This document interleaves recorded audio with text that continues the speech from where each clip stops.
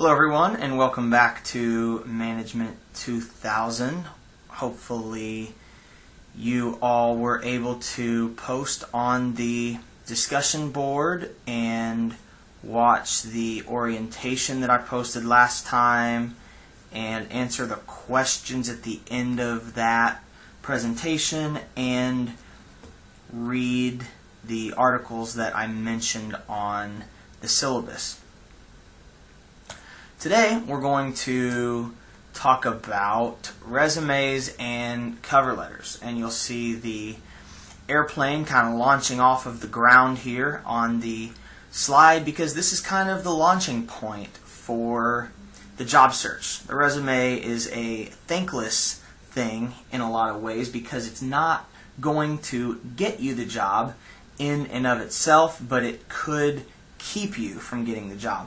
And so that's why it's so important that you pay close attention to what we're talking about today. And I would really even encourage you to have your resume and cover letter out in front of you or up on your screen as well, so that you can listen to the things that I'm talking about and look at your resume and ask how you're doing in that area, or if you're doing this or not doing that, or whatever it is it might be, and you can make note of what things that you personally need to change so that your resume is absolutely as good as it can possibly be. These need to be 100% error-free, essentially. The reason for that is because employers are getting so many resumes, and they are just flipping through them, spending an average of 18 seconds at most looking at these resumes, and they're looking for any little reason to wad yours up and throw it out so that they can narrow their stack of resumes down of people that qualify for the job. So, pay attention to the things that I'm talking about here, and please make those changes to your resume before submitting it to me for the next time. I'll talk about this again at the end, but it's really worth your time to do it right the first time and then submit to me, rather than having you and I go back and forth on all of the changes that need to be made. I have posted an entire packet in Blackboard as one of the attachments, and it's called What Makes a Resume Great Workbook, and every document that I'm going to show you and go over here on this presentation is in that packet. So I also encourage you to go back to that, to reference these documents, to use the resumes that are in there as samples when you are putting yours together. There are also going to be some YouTube videos that I typically have embedded through the course of this presentation. I can't upload those through Tegrity here, so what I'm going to do is at periodic points I'm going to ask you to pause this presentation and then click on the links that I'm providing in Blackboard for those videos, and to watch those YouTube videos, and then to come back to the presentation, because I think the things that I'm saying will make sense more if you have seen these videos that I'm talking about. So with that said, I'm going to ask you to watch the first of the videos, which is going to be the first link on Blackboard, and it looks like this. It's the morning show of two women talking about common resume mistakes. It's a fun video. Hopefully it'll make you laugh. It shows you the importance of having a good resume. So take a look at that and then tune back in here.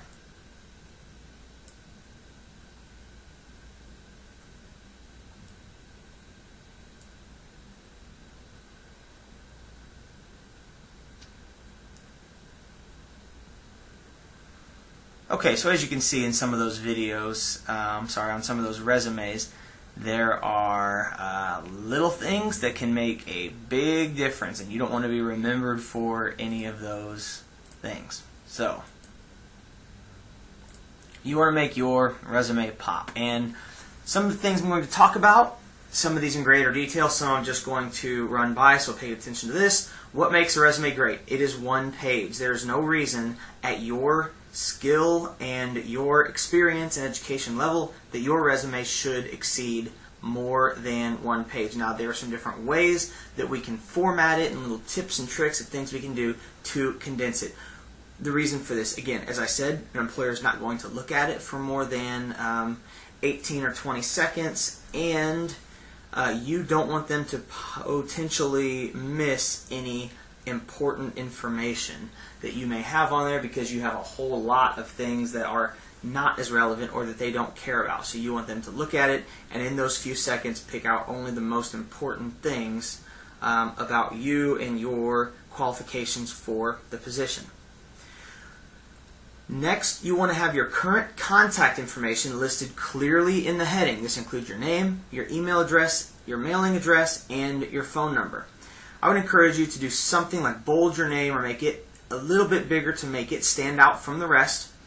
And then with your mailing address, I would suggest that you put your most local address to the position for which you are applying. So if you're looking for a position or an internship here in Nashville, you should put your Nashville, Brentwood, wherever you live in this area, address on the resume. If you are looking for an internship back home or a full-time job in another city, if you have family or if you have an apartment or someplace in that city that you can put an address on, I would encourage you to put that. The reason for that is oftentimes employers are only looking for local candidates. They don't want to mess with relocation. They don't want to take the time for you to relocate. They want somebody to get started right away, and therefore a local candidate is going to have the upper hand on that.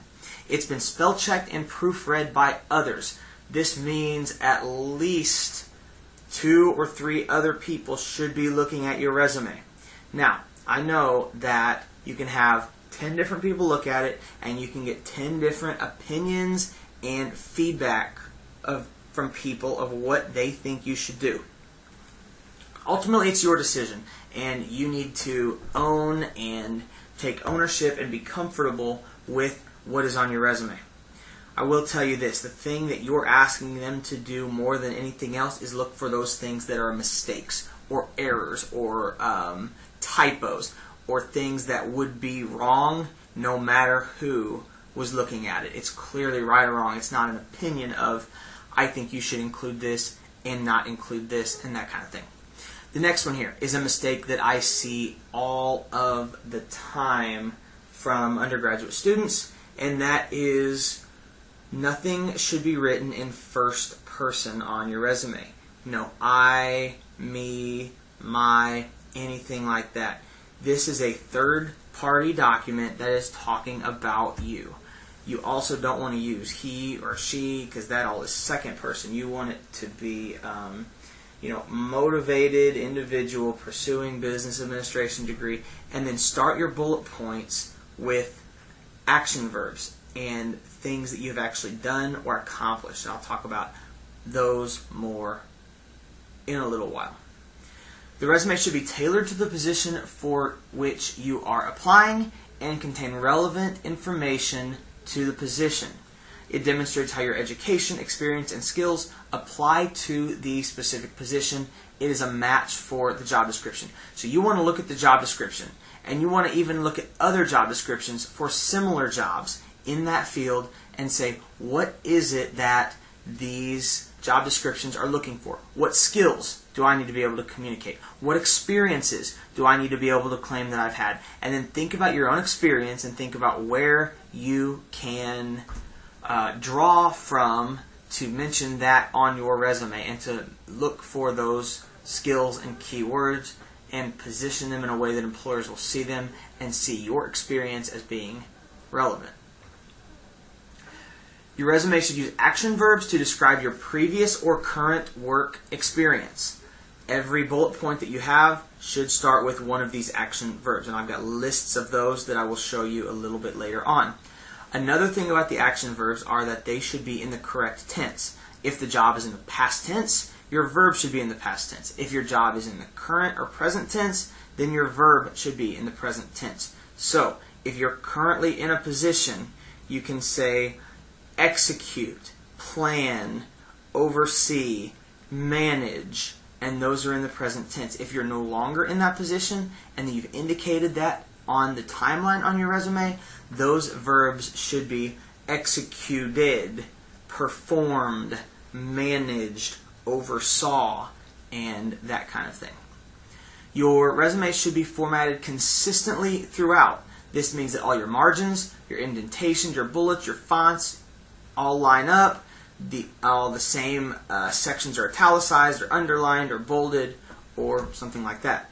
Your resume should contain a profile or a summary that showcases your professional experience, skills, and attributes and clearly identifies the job for which you are seeking. We encourage this instead of an objective statement because so often the objective statements are just, here's what I want, here's what I'm looking for. And the profile is more of an overview. As you continue to read down the resume, here are the things that you're going to see. And these are the things that you really want the employer to remember about you. These are the high points, or the summary, so to speak. In news writing, often students are taught to put all of the most pertinent information in the first couple of sentences, because when people read an article, they often read it like in the shape of a V or a funnel. They read from left to right, every single word across, and then as they get down further in the article, they start to pay less attention and they read less and less of it. And so that's why you want to have all of your most important information at the top in that summary. All dated information should be listed in reverse chronological order. That means your most current and up-to-date work experience is first, and your furthest away or your oldest experiences towards the bottom.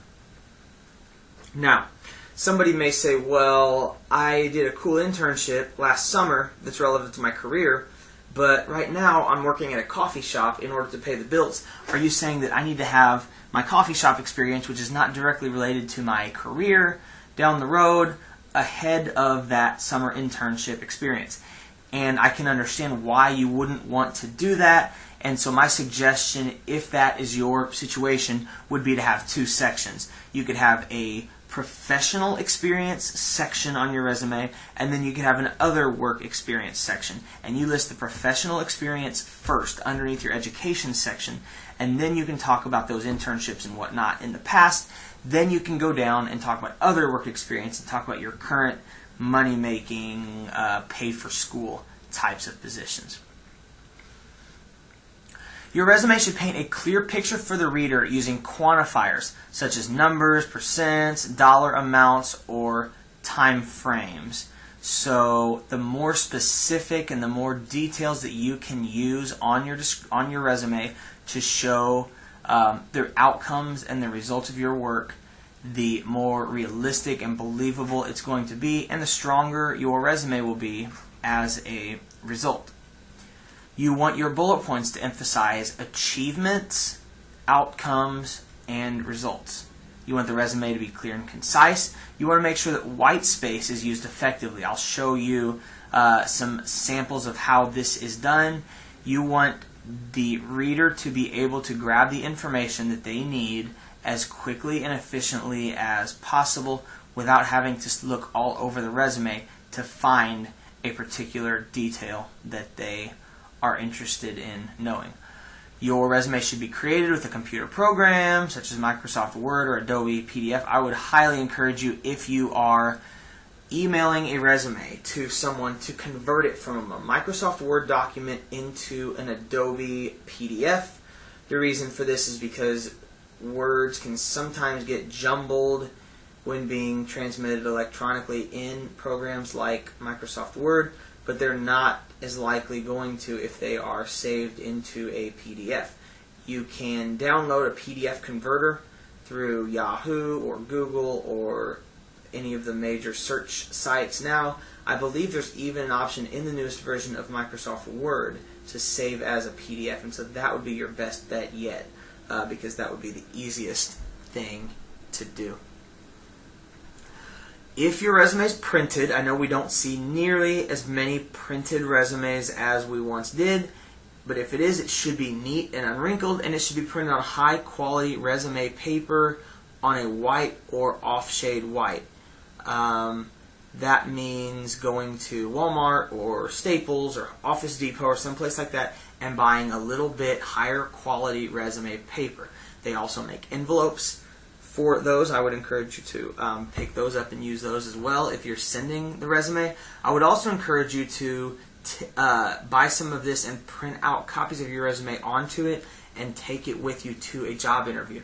Most of the time the employer will have printed out your resume and passed it around the table for all of the different people that will be interviewing you, but just in case somebody doesn't get one or they didn't run enough copies, it will be good for you to have some copies of that as well. There should be no correction fluid like whiteout or anything on your resume. If you mess up, make the change and print it out again. Your resume should be updated, current, and often. Especially at this point in your life, in your career, you're going to have a lot of different jobs and your resume is going to be constantly changing. And you want to always have a resume that's ready to go if somebody requests it and say, can you send me your resume? I'd like to pass it along, or I'm hiring for a position within my company or something like that. You don't want to have to sit down and say, okay, what is it that I did in such and such job 3 summers ago that can relate to this position? So anytime you finish up with a job, go ahead and put that on your resume and keep a running document going.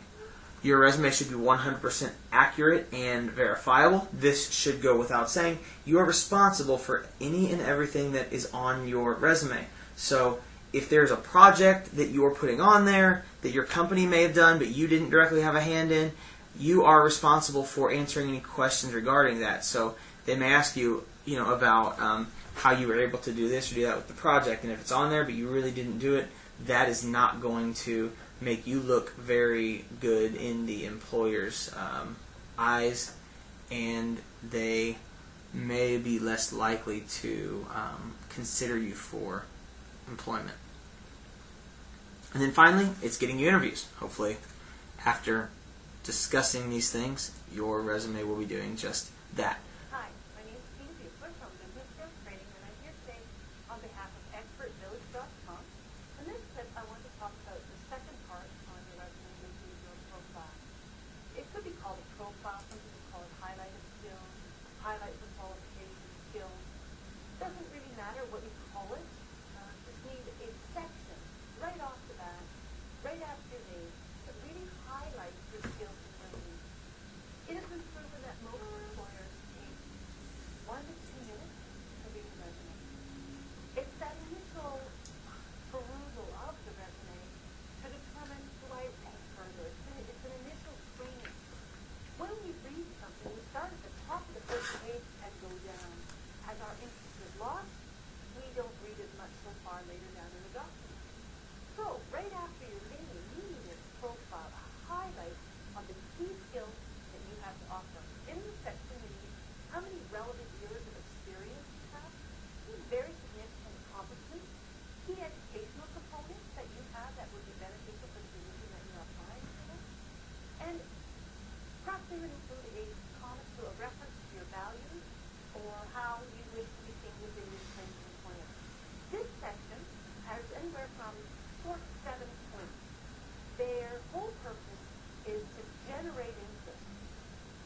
When you are looking for a position, you have to think, if an employer read these 4 to 7 points, would he or she be immediately interested and count me into the read further part? And that's the goal of that little profile, to put strong statements about skills, abilities, attitudes, and education that make you an ideal candidate for the position you're applying for. Very important.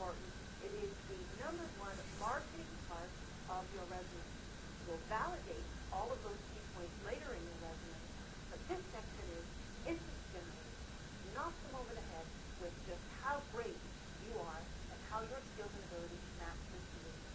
That is the purpose of the profile.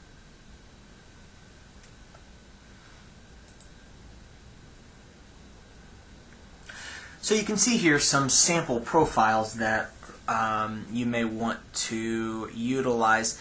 The one that is the most common and that I would recommend for you is the first one, the one that says motivated individual pursuing a business administration degree with 3 years experience in an office environment. Strengths include organization, problem solving, ability to learn quickly, attention to detail, creativity, and communication skills.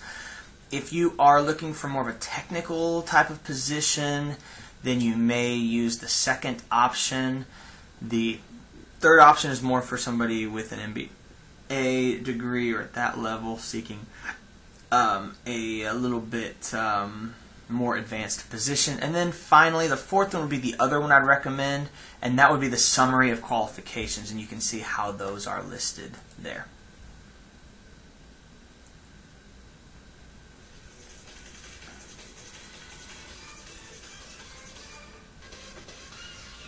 On a resume, beneath the title, company title, and work date is where you should list your bullet points. One of the best formatting techniques for a resume would be the use of bullets over prose. I need the name of the company. I need to know what it does. Give me your title and a couple of bullets. Some people tend to write in paragraph form versus bullet form, and that makes it very cumbersome and not appealing to want to read. A company or a firm that's hiring you, they don't want to read through a paragraph. They just want to know bam, bam, bam, what's important. So I think that's the purpose of bullets, is just highlight immediately what you want to list. They're usually indicated with a dash or a dot and begin with an action verb like design, analyze, solve, build, or lay. A link to a list of action verbs has been included right here on the webpage. It's important that your bullet points start like this because it makes the resume a quick and easy read for the recruiter. You are trying to communicate a lot of information about your employment and academic history to a recruiter in a very concise format. One of the things that made it easier for me to decide what to put in a bullet point was to read what employers were putting out in terms of recruitment for positions. Your bullet point should also be specific. If possible, list the numbers, details, and the volume, breadth, or depth of your experience. But always be sure you can back up these specifics in an interview. One of the things I would strongly urge you to do is be able to talk your resume. Know what's on it. Don't have someone draft your resume and then hand it to you and try and read from your resume. You should know it. Finally, it's important to show the outcomes of your experience. If you have results, list them. Show the numbers, the solved problems, and the potential dollars saved by your actions. Wherever possible, quantify the information that's on your resume. Results can be written like this. Created a business simulation system that cut production by 10%. And this line can even be bolded to help it stand out from the rest of your bulleted material. Remember, the details of your resume are what set you apart and will ultimately help you to get hired.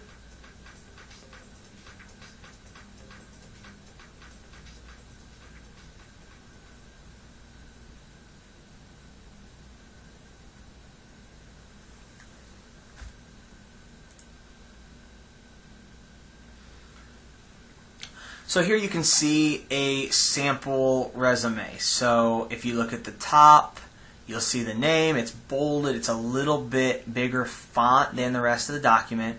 And then you have a local Nashville address. You have a phone number and an email address. Now, something to consider about your email address is that you want to have something professional on that. You don't want to use the AOL or the Juno or the Hotmail account you created when you were in third grade, like Sweet Princess at hotmail.com or something like that. You want to have like a first and last name at Gmail or Yahoo or pop.belmont or something like that. So make sure that that is professional. And then you'll have your summary, and you'll include an overview, as we mentioned, and you can put the types of things you're looking for, but keep that brief. Seeking marketing internship opportunities for spring or summer.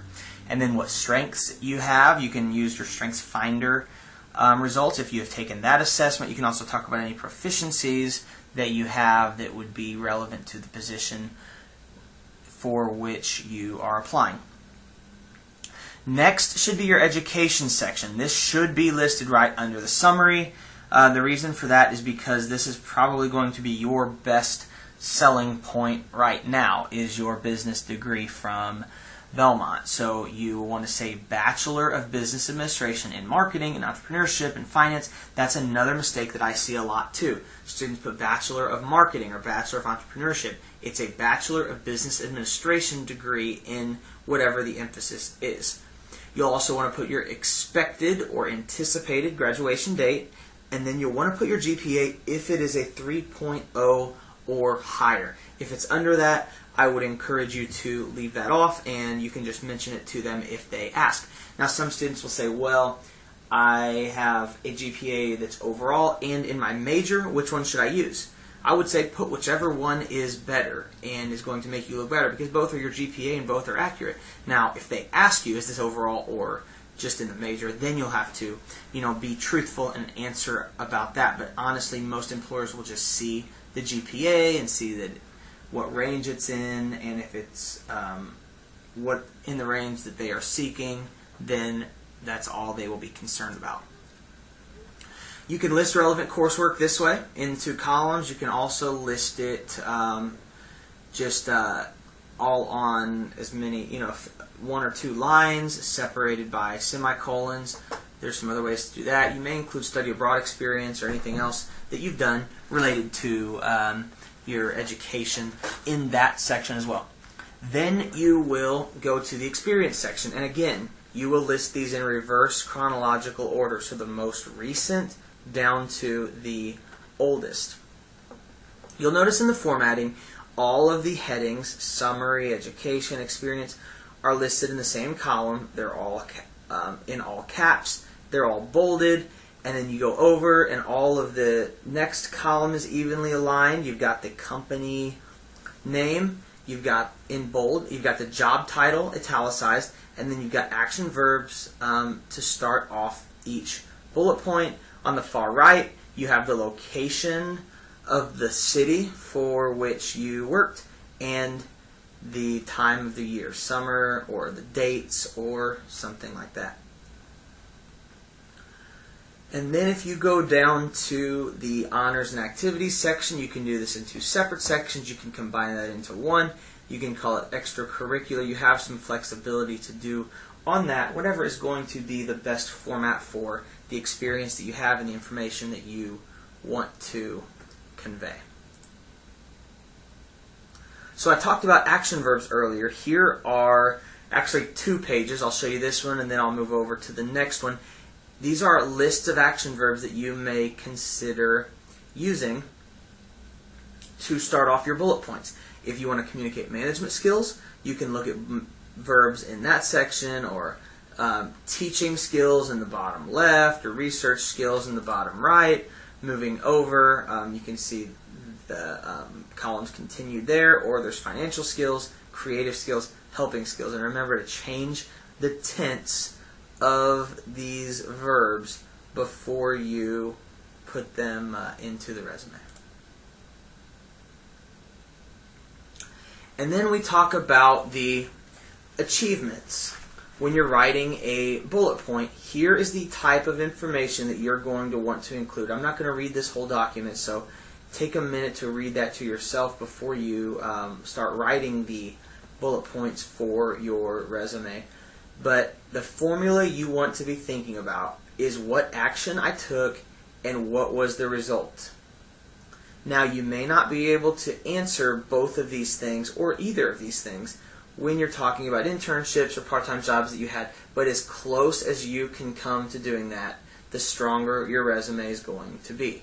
So, reorganized accounting system could be the action that you took, which reduced manpower by 16%. That could be the result of the action.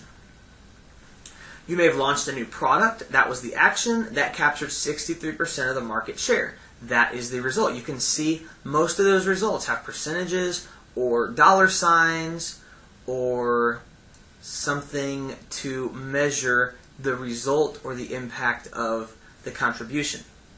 You may be looking at it and saying, well, I don't know what to put. I don't know what I accomplished or what I did or what is relevant.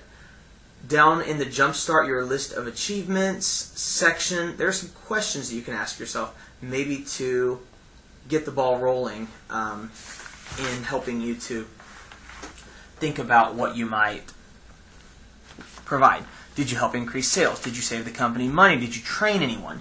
Were you asked to do a special project? Did you supervise other employees? Did you write anything for the company? Companies are always interested in someone's writing skills. Were you acknowledged for outstanding performance, receiving any awards, anything like that? Those would be things that you would want to consider putting in a bullet point on your resume. How to write a cover letter. A resume without a cover letter is like a burger without a bun. If you really wanted a job from somebody, you wouldn't send them a burger without a bun, would you? Of course not. You will need a computer, typewriter, or some other mechanical writing device. A cover letter should never be handwritten. Step 1. Address the letter to a specific person. Writing to whom it may concern is lazy. Tracking down the right person shows real moxie. If you're unsure who to write, call the company and ask. Make sure you get their exact title and correct spelling of their name. Step 2. Open your letter with a short introduction that gets right to the point. Say what position you're after and how you found out about it. Step 3. Demonstrate that you understand what the company does and show enthusiasm for whatever that is. Read through the company's website to find details you can mention in your letter. Step 4. Relate your past work experience to the current opening. Don't count on employers to connect the dots and realize how your previous jobs are relevant. Step 5. If you're responding to a job posting, adapt your writing to address specific things mentioned in the post. Keep your cover letter short and concise. It shouldn't be longer than a page. A few brief paragraphs is enough. Step 6. If you're attaching additional materials like a portfolio or a reel, mention that at the end of the letter. Step 7. After thanking your reader, sign off with a suitable closing, like sincerely or best, and type your name on the next line. If you're mailing your letter, leave 4 blank lines between your closing and your type name so you have room for your signature. Step 8. Make sure you've included all your contact information, even if it's already on your resume. Step 9. Proofread your letter carefully, word by word. Have a friend read it over, at least twice. If you're emailing the letter, send it to yourself first to make sure there are no formatting errors. Step 10. Send your letter, and rest assured that your extra care will set you apart from the crowd. Did you know the average cover letter is in an employer's hands for 8 seconds?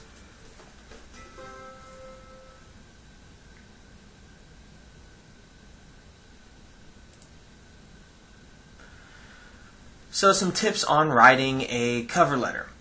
The first paragraph should identify the position in the company for which you are applying. You may mention where you noticed the position. You may mention that somebody you know works at the company and they made you aware of the opportunity.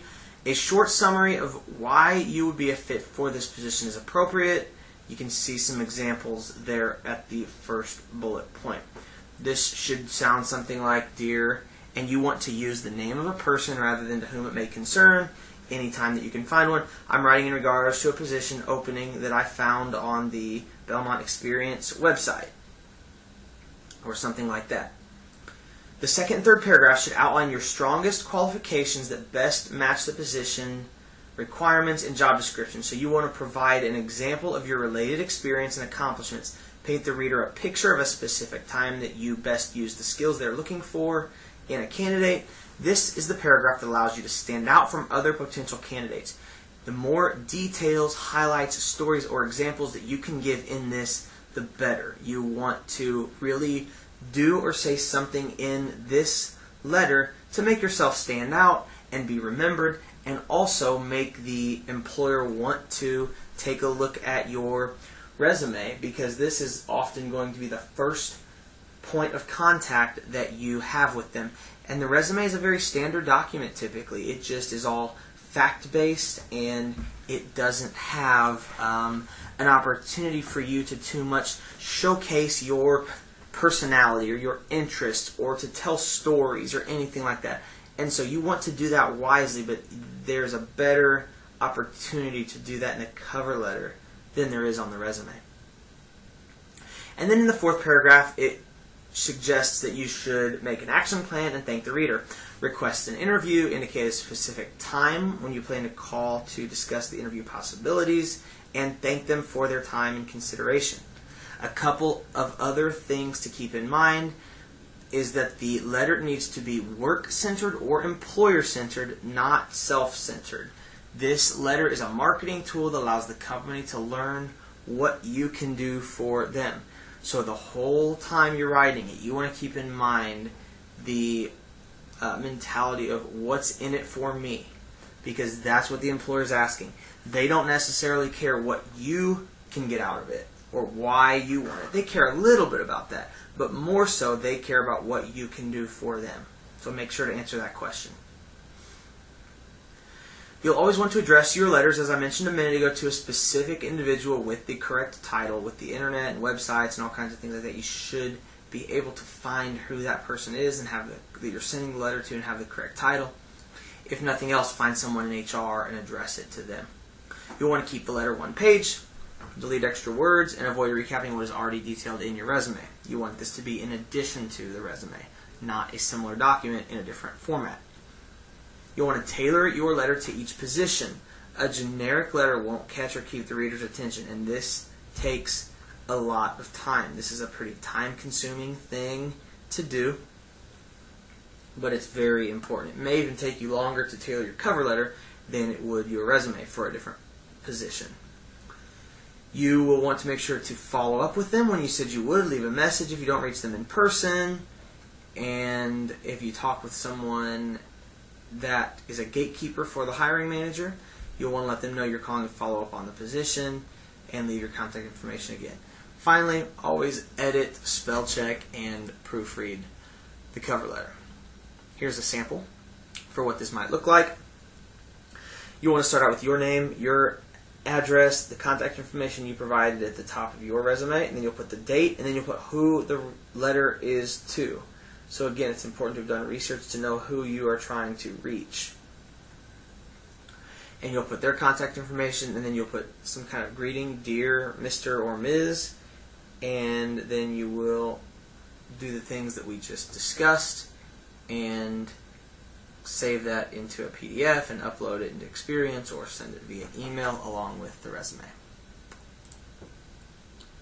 So that is the resume workshop in a nutshell. Now, if you go back and look at the syllabus, which I will pull up on the screen here, the next thing that you're going to need to do is actually identify a position which you would be interested in and write a cover letter and a resume to fit that position using everything we've discussed, and have that turned into me no later than June 30th.